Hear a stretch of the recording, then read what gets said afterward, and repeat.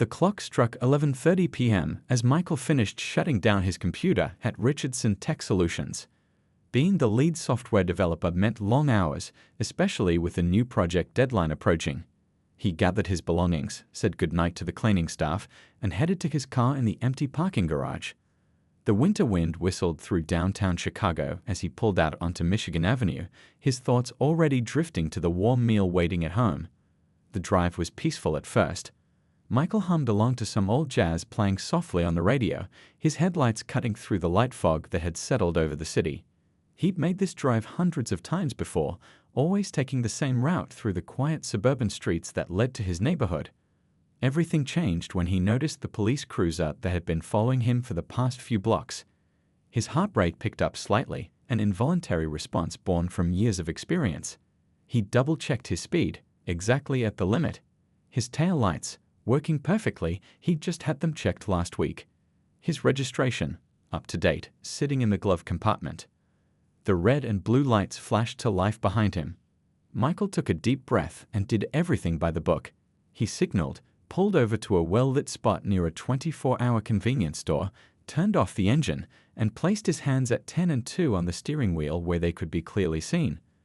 Through his side mirror, he watched two officers approach, that hands already resting on their weapons. "I'm reaching for my registration," he announced clearly, moving slowly to open the glove compartment. But before he could reach it, a flashlight beam hit his face, nearly blinding him. "Step out of the vehicle with your hands where we can see them," the first officer barked. "Now." Confusion washed over Michael. "Officer, may I ask what?" Out of the car, on the ground. The situation escalated in seconds. Michael found himself face down on the cold pavement, his cheek pressed against rough concrete as an officer roughly cuffed his hands behind his back. He could hear them talking about a robbery, about a car matching his description, but none of it made sense. He'd been at work all day, there were security cameras, badge swipes, witnesses.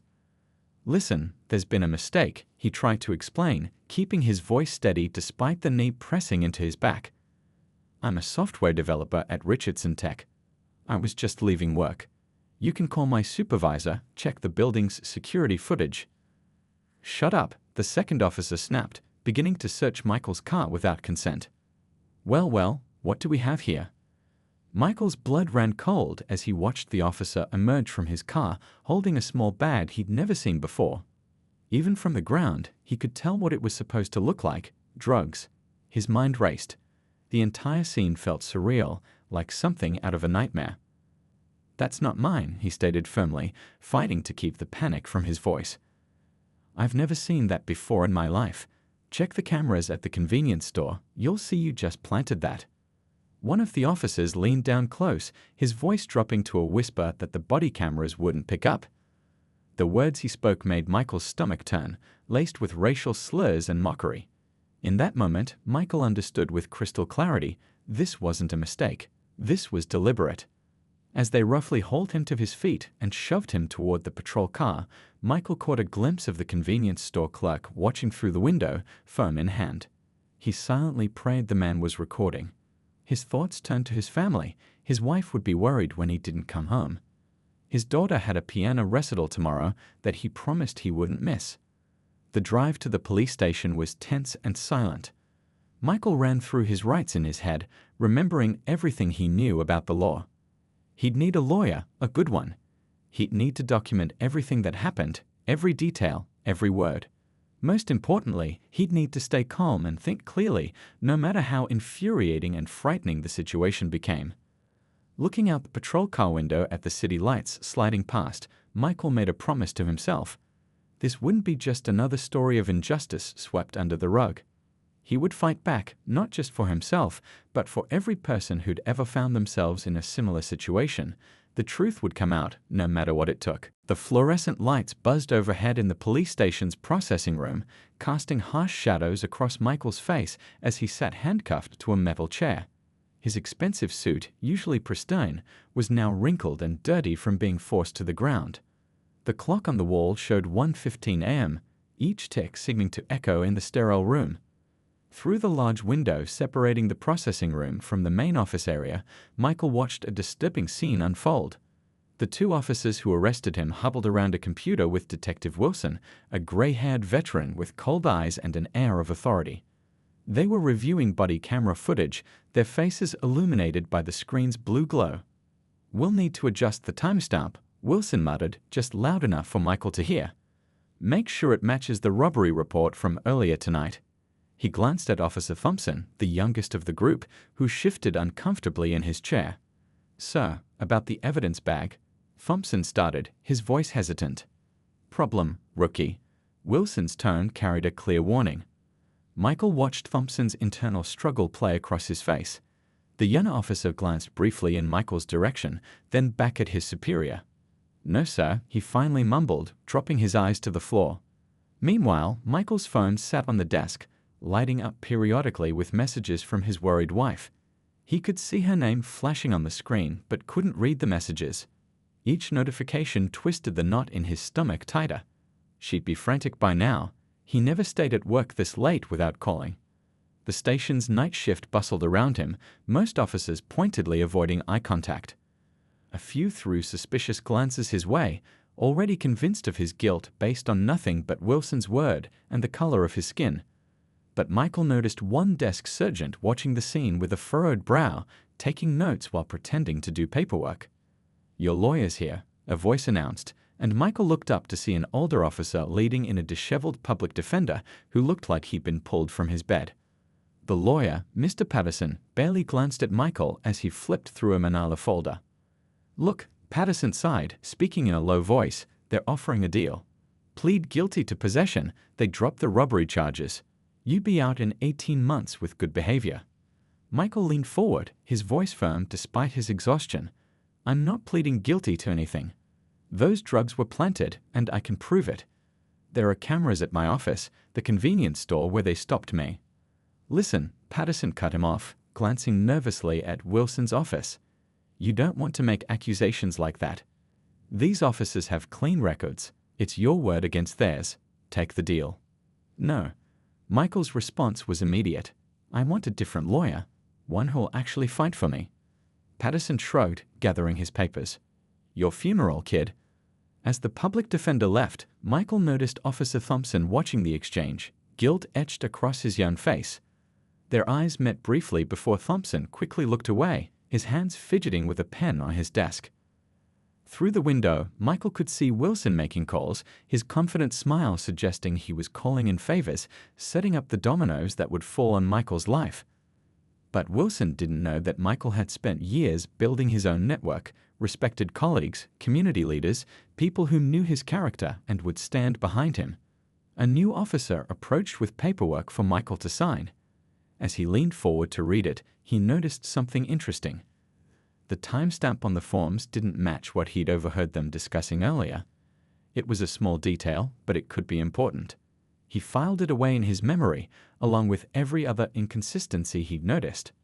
The night dragged on, filled with more paperwork, more uncomfortable questions, more attempts to get him to accept the deal. But Michael remained silent now, remembering his rights. He focused instead on observing everything around him, the nervous glances between officers, the whispered conversations, the way evidence bags disappeared into back rooms and emerged with different labels. As dawn approached, Michael was led to a holding cell. His shoulders ached from being handcuffed for hours, but his resolve had only grown stronger. He thought about his daughter's piano recital that he would miss, about his wife probably calling hospitals by now, about his team at work wondering where he was. The anger and frustration threatened to overwhelm him, but he pushed it down. He needed to stay clear-headed. What the corrupt officers didn't realize was that they hadn't just picked another anonymous target. They'd chosen someone with the resources, intelligence, and determination to expose their whole operation. As Michael finally allowed himself to rest on the hard bench, he began mentally preparing for the fight ahead. It would be long and difficult, but he would make sure the truth came to light. The law office of Ms. Chen buzzed with activity as she spread documents across her desk, creating a timeline of Michael's arrest. Morning sunlight streamed through the windows, highlighting the determination on her face as she reviewed security footage from Richardson Tech Solutions for the third time. The timestamp clearly showed Michael leaving work at 11:30 p.m., exactly when he claimed. "So they say you robbed a convenience store at 11:15, she asked, tapping her pen against the desk, "while you were still in your office on camera with electronic badge records to prove it." Michael nodded, his tie loosened and dark circles under his eyes from 3 days in holding before his family could arrange bail. "They didn't know I was a tech lead when they picked me. Probably thought I was driving a car that was too nice for their liking." Ms. Chen pushed a stack of files forward. "I've been doing some digging. In the past year, this precinct has arrested 15 successful professionals of color, all driving high-end vehicles, all charged with similar crimes, all had evidence mysteriously appear during their traffic stops." She paused, letting that sink in. "But here's where it gets interesting. Most took plea deals." "The public defender pushed hard for that," Michael remembered, his jaw tightening. "Acted like I was crazy for wanting to fight it." The door opened and Ms. Chen's assistant walked in with a laptop. "You need to see this," he said, placing it on the desk.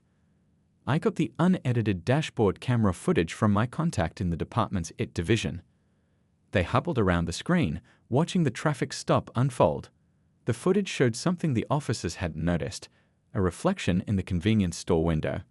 Clear as day, it showed Officer Roberts pulling something from his pocket before finding it in Michael's car. "That's not all," the assistant continued, pulling up more files. "I checked into Detective Wilson's financials. He's living way beyond a detective's salary. House in the Gold Coast, kids in private school, vacation home in Wisconsin." Ms. Chen's eyes narrowed. "Civil asset forfeiture," she said quietly. "They're using these false arrests to seize property. Cars, cash, anything they can claim is connected to drug crimes. The department gets to keep a percentage." Michael leaned back in his chair, running a hand over his face. "So this is bigger than just racism. It's about money." "It's about both," Ms. Chen corrected, starting to pace the room. "They target successful minorities because they think we're less likely to fight back. That we'll be too scared of losing everything to challenge them." Her assistant brought in another stack of files. "These are complaints filed against Wilson and his team over the past 5 years. All dismissed without investigation. But look at the pattern. Traffic stops, planted evidence, pressure to take plea deals." As they dug deeper, more connections emerged. The same judges handling the cases. The same public defenders pushing plea bargains. The same evidence processing officers signing off on suspicious reports. Michael's phone buzzed. A text from his wife about their daughter's struggle to understand why he'd missed her recital. The message struck him like a physical blow. This wasn't just about him anymore. Every day this corrupt system stayed in place was another day someone else's family could be torn apart. "There's something else," Ms. Chen said, pulling up an email. "I found 3 other tech professionals arrested by this team. All had surveillance footage proving their innocence. All took deals anyway. I've reached out to them." "They'll be scared to come forward," Michael said, but Ms. Chen was already shaking her head. 2 already agreed to testify. They've been waiting for someone to finally fight back. And there's more. That young officer Thompson. Word is he's been asking questions about internal affairs. They worked through lunch, building a wall of evidence. Ms. Chen's office looked like something from a crime show, with photos connected by red string, timelines stretching across whiteboards, and stacks of documents everywhere. But unlike TV, this was painfully real. "They'll try to destroy the evidence," Michael warned, remembering the conversation he'd overheard about changing timestamps.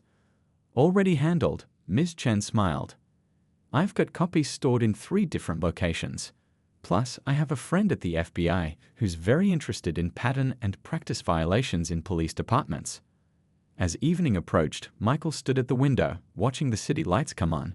His career, his reputation, his family's peace of mind, all hung in the balance. But looking at the mountain of evidence they'd collected, he felt something he hadn't since the night of his arrest. "Hope. They thought you'd be an easy target," Ms. Chen said, standing beside him. "Instead, you might be the key to bringing down their whole operation." Michael nodded, his determination renewed. Tomorrow, they would start interviewing witnesses. The next day, they'd present their evidence to a grand jury. The truth was coming to light, one document at a time. Officer Thompson sat in his car outside the courthouse, gripping the steering wheel until his knuckles turned white. The manila envelope on the passenger seat seemed to burn into his consciousness. Inside were text messages, photos, and internal documents that could blow the whole case wide open and probably end his career in the process. He thought back to the academy, to all his dreams of making a difference in the community. Never had he imagined himself here, caught between his badge and his conscience. The memory of Michael's face as they arrested him, the dignity in his eyes even as they pressed him into the concrete, haunted Thompson's dreams. His phone buzzed, another message from Detective Wilson. Meeting tomorrow. Make sure your story's straight. The implied threat was clear. Thompson had watched Wilson destroy other officers who stepped out of line. One wrong move and he'd lose everything. His pension, his reputation, maybe even his freedom. Rain started falling as he finally stepped out of his car, clutching the envelope close to his chest. The courthouse halls were nearly empty this late in the afternoon. He'd chosen this time carefully, knowing Ms. Chen often worked late on high-profile cases. "Come in," her voice called after his hesitant knock. She looked up from her desk, surprise flickering across her face as she recognized him. "Officer Thompson." "I need to talk to you," he said quickly before he could lose his nerve. "About Michael's case. About everything." She gestured to a chair, her expression carefully neutral. "Would you like me to record this conversation?" Thompson shook his head, placing the envelope on her desk. "Not yet. I need to know, if I do this, if I testify, can you protect me?" Ms. Chen leaned forward, her voice softening. "That depends on what you're bringing me, Officer Thompson. Why don't you tell me what made you come here today?" The words tumbled out, weeks of pent-up guilt and fear breaking free. He told her about the systematic targeting of successful minorities, about Wilson's network of corrupt officers and officials, how they used civil forfeiture to line their pockets, splitting the proceeds from seized assets, how they manipulated evidence, pressured witnesses, and buried complaints.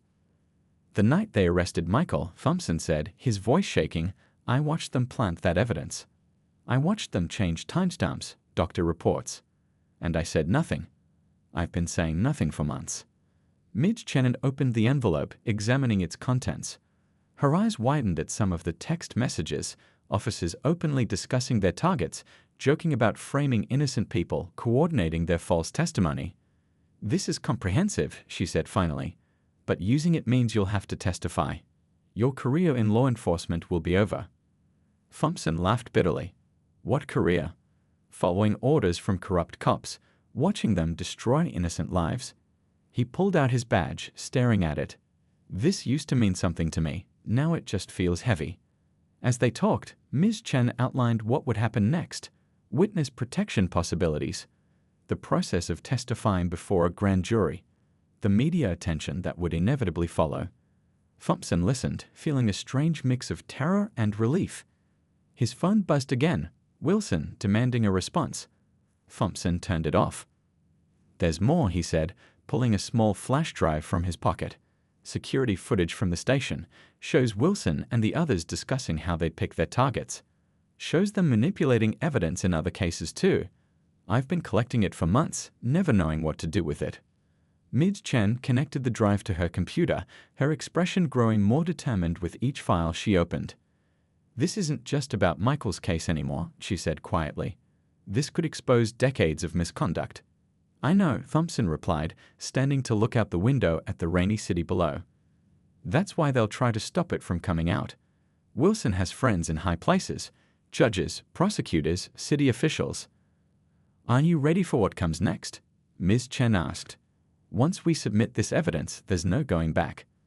Thompson thought about his family, about the risks they'd face, about his fellow officers, some of whom would see him as a traitor, about the oath he took to protect and serve, really protect and serve, not just follow corrupt orders. "I've been carrying this weight for too long," he said finally. "At least now I can look myself in the mirror again." As they began preparing his official statement, Thompson felt something he hadn't experienced since his early days on the force: pride in doing the right thing, no matter the cost.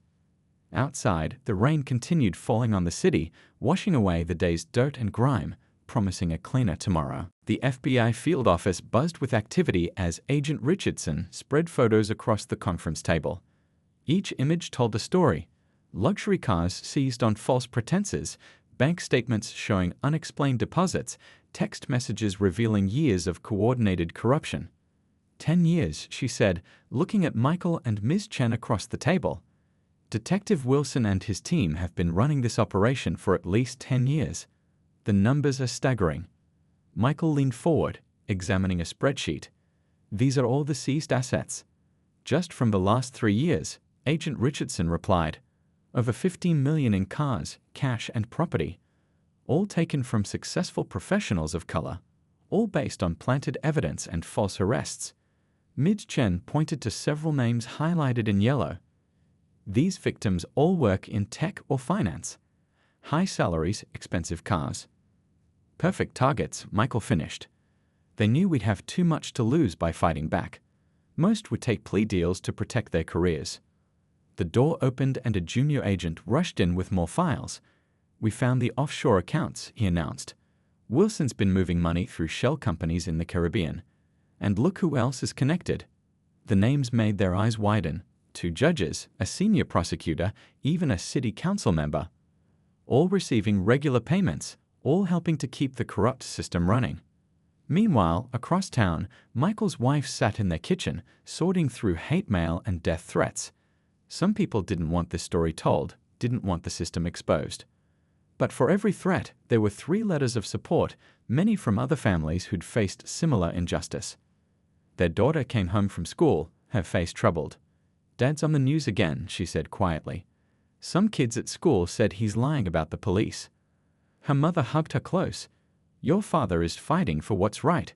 Sometimes that means people get angry because they don't want things to change. Back at the FBI office, the investigation kept growing. Agent Richardson's team discovered similar operations in other precincts across the country. Wilson's playbook had spread, teaching corrupt officers how to target vulnerable communities for profit. Look at this pattern, she explained, pointing to a map covered in red pins. Every major city has cases that match Wilson's method. Plant evidence, seize assets, force plea deals. It's become a blueprint for corruption. Michael's phone buzzed. Another message from his company's HR department. Despite his boss's support, the board was nervous about the publicity. His career, built over 15 years, hung by a thread. They're trying to isolate you, Ms. Chen observed. Make you feel like fighting back isn't worth the cost. I know, Michael replied, his voice tired but determined. But every time I think about giving up, I remember Officer Thompson. He risked everything to tell the truth. How can I do any less? The investigation expanded like ripples in a pond. Each new discovery led to more connections, more corrupt officials, more victims. Agent Richardson's wall of evidence grew until it filled an entire room, red strings connecting photos, documents, and testimonies. Other whistleblowers started coming forward. An evidence room clerk who'd watched officers tamper with seized drugs. A dispatcher who'd overheard suspicious radio calls. A mechanic who'd been forced to help hide stolen cars. The whole system is sick, Officer Thompson said during his 3rd FBI interview. But nobody wanted to be the first to speak up. Everyone was too scared of retaliation.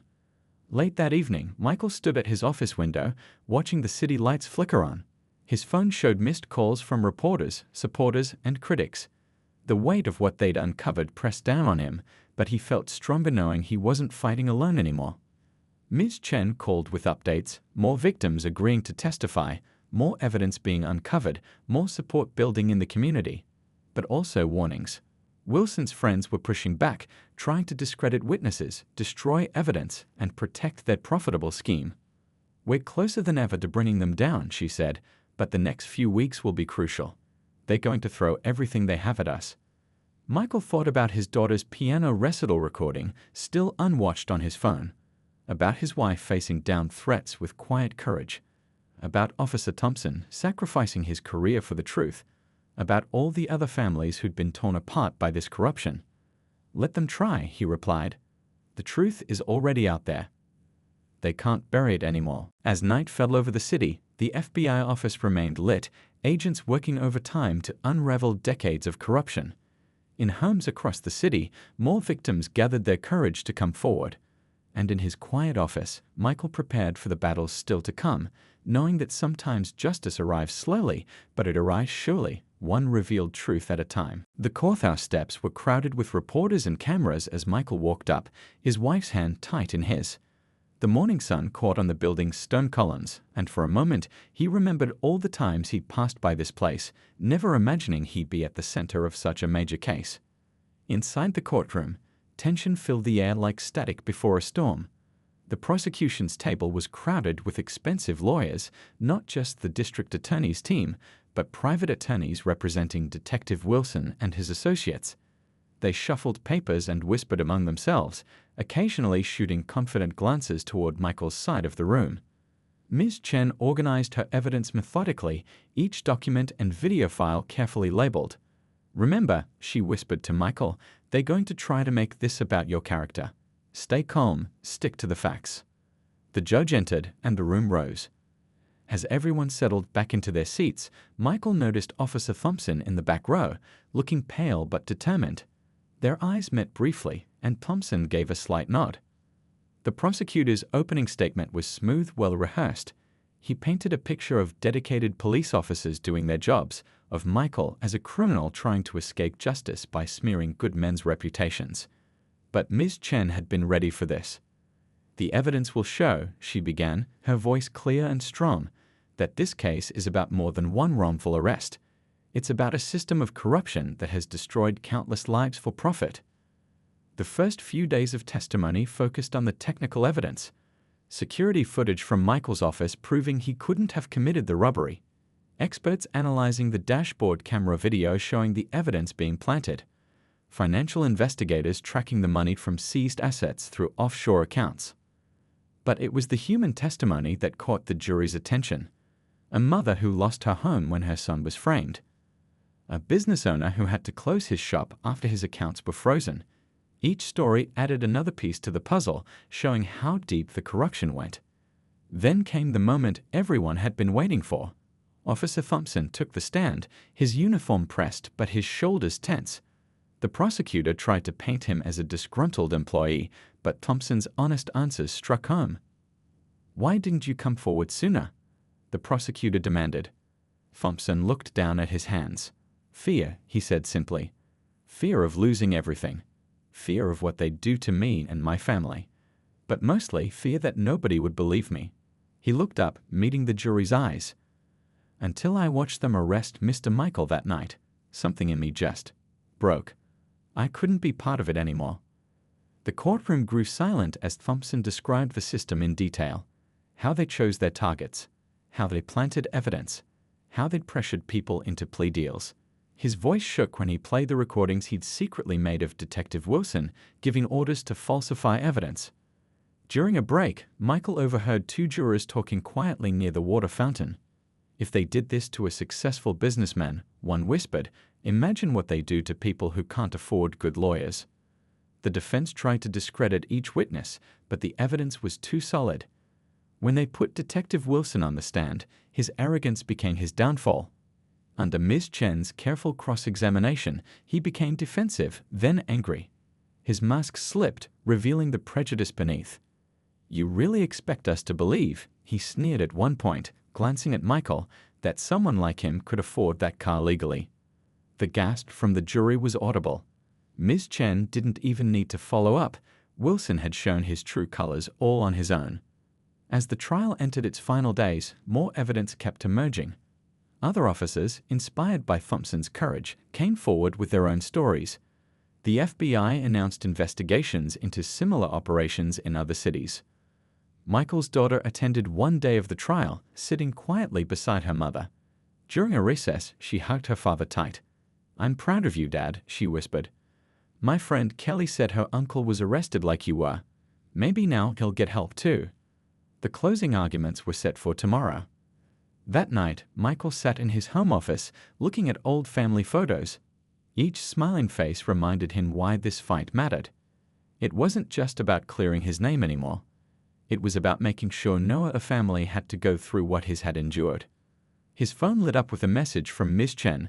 "No matter what happens tomorrow, you've already won. The truth is out there now. They can't hide anymore." Michael looked out at the city lights, thinking about all the other families out there, all the other victims of corruption who might finally see justice.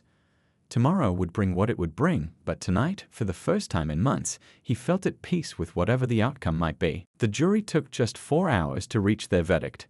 As people filed back into the courtroom, Michael felt his wife's hand squeeze his. The tension in the room was thick enough to touch. Detective Wilson and his team sat stone-faced at their table, while Officer Thompson fidgeted nervously in his seat. "Members of the jury, have you reached a verdict?" The jury forewoman stood, her voice clear and steady. "We have, Your Honor." As the clerk read out the verdicts, guilty on all counts, Michael closed his eyes, letting the wave of relief wash over him. Not just for himself, but for every person who'd been victimized by this corrupt system. His wife quietly wiped away tears beside him. The judge's sentencing came a week later. Wilson and his top officers received lengthy prison terms. More importantly, the judge ordered a complete investigation into every case they'd ever handled. "The corruption stops here," she declared, her voice firm. "This court will not stand by while those sworn to protect and serve instead abuse their power for profit and prejudice." But the real changes came in the weeks and months that followed. The FBI's investigation expanded, uncovering similar operations in other cities. Police departments across the country began implementing new oversight measures. Civil asset forfeiture laws were reformed, making it harder for corrupt officers to seize property without clear evidence of crimes. Michael found himself becoming an unexpected voice for change. Community groups invited him to speak about his experience. Police academies asked him to help develop new training programs focusing on bias awareness and ethical decision-making. Even his company, which had once been nervous about the publicity, now proudly supported his advocacy work. One sunny afternoon, he visited the police academy where Officer Thompson, now working as an ethics instructor, was teaching a class of new recruits. "Your badge is a symbol of public trust," Thompson told the young officers in training, "and that trust is earned through actions, not just words. Sometimes doing the right thing is hard. Sometimes it costs you. But at the end of the day, you have to be able to look at yourself in the mirror." The recruits listened intently as Michael shared his story. One young woman raised her hand. "Weren't you angry? How did you keep fighting when everything seemed stacked against you?" Michael thought about it. "Of course I was angry, but I knew getting angry wouldn't change anything. What changes things is standing up, speaking out, and working to fix what's broken." Back at home, life was slowly returning to normal. His daughter's piano playing filled the house again. She'd started practicing more seriously, inspired by her father's persistence. His wife had started a support group for families dealing with wrongful arrests, turning their painful experience into a way to help others. The convenience store owner who'd recorded the original traffic stop had framed the article about the verdict and hung it on his wall. "People need to know that sometimes justice wins," he told customers who asked about it. 1 year to the day after his arrest, Michael stood at a podium in front of City Hall. Behind him stood a diverse group of community leaders, police reformers, and families of other victims. He was there to announce the creation of a new oversight committee, one with real power to investigate police misconduct and protect whistleblowers. "What happened to me wasn't unique," he told the gathered crowd. "What is unique is that we got the chance to expose it. Now we have to make sure these changes last. This isn't about attacking police officers, it's about protecting good officers and stopping bad ones from poisoning the system." Officer Thompson, standing nearby in civilian clothes, nodded in agreement. He paid a price for his courage. Some former colleagues still called him a traitor, but he found a new purpose in teaching future officers about integrity and accountability. That evening, Michael's family hosted a small gathering at their home. Ms. Chen was there, along with Agent Richardson, Thompson, and others who'd helped uncover the truth. As they shared stories and hopes for the future, Michael's daughter played a new piano piece she'd composed, titled Justice. Later, as the guests were leaving, a young officer who'd recently joined the force stopped to shake Michael's hand. "My father was arrested like you were, 10 years ago," he said quietly. "He took the plea deal, lost everything. I became a cop because I wanted to change things from the inside. Now maybe I actually can." Michael watched the sunset from his porch, thinking about all the lives touched by this case. The corrupt officers were gone, but more importantly, new safeguards were in place. Real change was happening, step by step, day by day. His phone buzzed, another request for him to speak at a police reform conference. His wife came out to join him, smiling as she read the message over his shoulder. "Ready to change the world again tomorrow?" she asked. Michael looked at the city skyline, remembering that night 1 year ago when he thought his life was over. Instead, it had become something larger than himself, a catalyst for change, a source of hope for others. "One story at a time," he replied, reaching for her hand. "One change at a time. That's how justice grows."